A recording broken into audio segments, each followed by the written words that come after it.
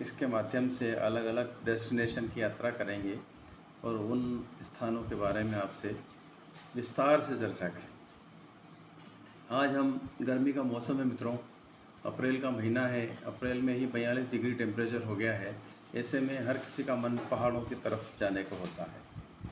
हमारे उज्जैन, इंदौर या भोपाल से सबसे निकटस्थ पहाड़ी जो डेस्टिनेशन है उनमें पचमढ़ी, माउंट आबू तो हैं ही, जो हमारे अपने बिल्कुल पास में ही है।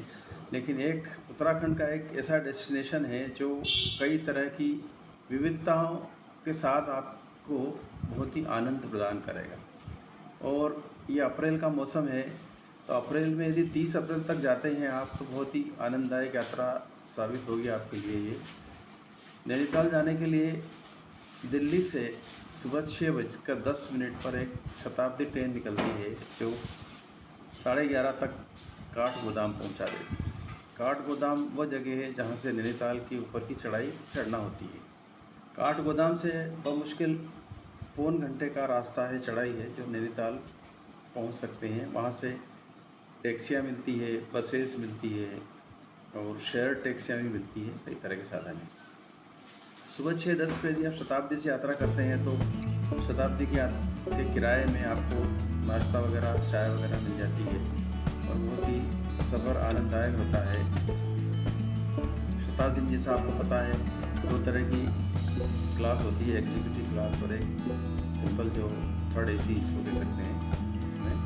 थर्ड एसी का किराया थोड़ा कम होता है और एग्जीक्यूटिव का ज़्यादा होता है। जो सुविधाजनक हो टिकट लेके आप जा सकते हैं, बशर्ते कि सुबह 6:10 बजे आप 6:10 पर उठकर रवाना हो जाएँ।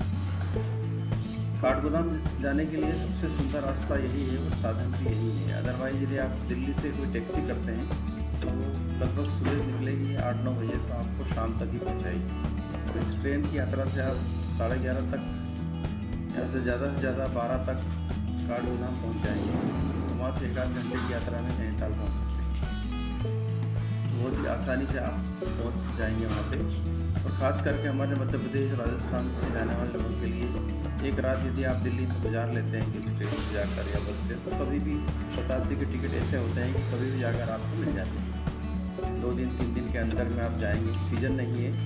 और ख़ास बात और बताना चाहूँगा कि अप्रैल का महीना ऐसा है कि बच्चों की छुट्टियाँ नहीं होती है और इस समय थोड़ा पहाड़ी क्षेत्र खाली खाली रहता है और ठंडा भी रहता है अपेक्षा। मई में चूँकि गर्मी मैदानों में पड़ती है तो पहाड़ों में भी टेम्परेचर थोड़ा बढ़ जाता है। नैनीताल का जो तापमान है वो अधिकतम तो 27 डिग्री तक जाता है और न्यूनतम अभी गर्मियों में 10 डिग्री तक रहता है। नैनीताल बड़ी सी झील है जो विशाल क्षेत्र में फैली हुई है, चारों तरफ पहाड़ों से घिरा हुआ मनोरम स्थान है। झील में बोटिंग करना भी एक सुखद अनुभव होता है। यहाँ नैनीताल प्रशासन ने यह तय करके रखा हुआ है कि झील के अंदर मोटर बोट नहीं चलती है, चप्पू से चलने वाली नौकाएं ही चलती है और उसका एक अलग ही आनंद होता है, तो इस आनंद को उठाना चाहिए। नैनीताल जाने वालों के लिए यदि आप 3-4 दिन का समय रखते हैं अपने साथ में, तो नैनीताल के पास में कैंची धाम है जहाँ पर नीम करोली बाबा का आश्रम है, बहुत ही सुरम्य स्थान का बना हुआ है वो। उसके अलावा आप अल्मोड़ा जा सकते हैं, रानी खेत जा सकते हैं। रानी खेत ऐसी जगह है जो मिलिट्री का यहाँ पर हेडक्वार्टर रहा है, सेना का, अंग्रेज़ों के ज़माने से, और आज भी यहाँ पर काफ़ी एरिया कैंटोनमेंट का है। तो काफ़ी साफ़ सुथरा शहर देखने लायक है, छोटी सी जगह है। इसके अलावा अल्मोड़ा जा सकते हैं आप। अल्मोड़ा के अलावा मुक्तेश्वर करके एक जगह है जो काफ़ी ठंडी है और नैनीताल से भी और ऊपर जाना पड़ता है, वहाँ भी जा सकते हैं। एक दिन के लिए वहाँ रुक सकते हैं नैनीताल में।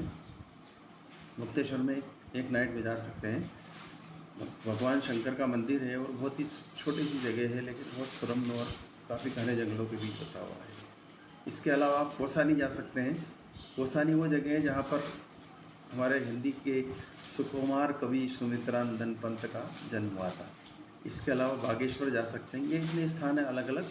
इन सब जगह जाने के लिए आपको कम से कम एक सप्ताह का टूर बनाना पड़ेगा। 1 सप्ताह मतलब आपको नैनीताल में उतरने के बाद रहना पड़ेगा, जब जाके आप सारी चीज़ें एक्सप्लोर कर सकते हैं।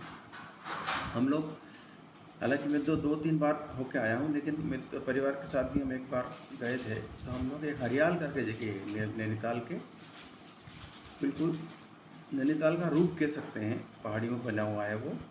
हरियाल एक गांव है, उस विलेज में जा कर के आप वो कर सकते हैं, वहाँ ठहर सकते हैं। बहुत ही सुंदर जगह है और काफ़ी ऊंचाई पहाड़ी पर है, और ऊंचाई पर एक छोटा सा रिसोर्ट बना हुआ है। उस रिसोर्ट में रुकने के लिए आप आनंद ले सकते हैं। पेंगोट करके एक जगह है जहाँ पर पक्षियों का विचरण होता है, वो भी देख सकते हैं। तो इस तरह से एक छोटा सा टूर है, छोटा सा तो नहीं कहेंगे, 1 वीक भी आप बिता सकते हो। चाहे तो नैनीताल जा कर के 3 दिन में आप लौट के भी आ सकते हैं।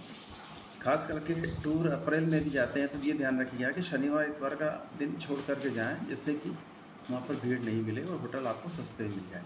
खाने पीने की कोई समस्या नहीं है नैनीताल में, हर तरह का खाना मिल जाता है। नैना देवी का मंदिर है, दर्शन करिए। शाम को अपने मित्रों परिवार के साथ बोटिंग करिए और झील के आसपास घूमिए। बहुत ही सुरम्य स्थान है, और विभिन्न पहाड़ों में सबसे अधिक सुंदर और इसको कहना चाहिए दोस्ताना पहाड़ हैं, जो आपको बाहें खोलकर आपका स्वागत करते हैं। नैनीताल आप ज़रूर जाइए। तो मेरी राय में तो अप्रैल में जाएंगे तो ज़्यादा फायदे में रहेंगे। नमस्कार, हरिचंद्र शर्मा जी।